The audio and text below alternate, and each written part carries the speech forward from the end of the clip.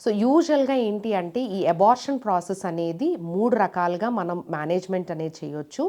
మొదటిది expectant management. Expectant management అంటే మనకి అంటే అబార్షన్ ప్రాసెస్ అనేది ఒక సిమ్టమ్స్‌తో స్టార్ట్ అవుతాయి. ఎయిదర్ బ్లీడింగ్ గానీ, పెయిన్‌తో గానీ స్టార్ట్ అవుతారనమాట. సో అట్లా బ్లీడింగ్ గనక స్టార్ట్ అవ్వటం గనక మొదలైందనుకోండి, మనం జస్ట్ వెయిట్ అండ్ వాచ్ అన్న ప్రాసెస్ ద్వారా మనం వెయిట్ చేసి చూసి 2 వారాల తర్వాత ఒకసారి స్కాన్ చేసుకుంటే మనకి లోపల ఏమైనా ప్రోడక్ట్స్ ఇంకా మిగిలి ఉన్నాయా లేదా అన్నది మనం చూసుకోవచ్చు.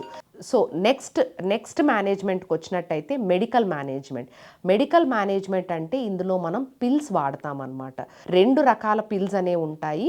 సో ఒక పిల్ అనేది ముందు రోజు తీసుకొని నెక్స్ట్ రోజు అంటే ఒక 24 to 36 అవర్స్ లోపు ఇంకొక పిల్స్ కనుక స్టార్ట్ చేసుకున్నట్టయితే మనకి సక్సెస్ రేట్ అనేది చాలా చాలా ఎక్కువగా ఉంటుంది. యూజువల్గా మెడికల్ మేనేజ్మెంట్ తర్వాత 90 to 95% వరకు కూడాను మనకి క్లీన్ అయ్యే ప్రాసెస్ అనేది త్వరగా జరుగుతుంది.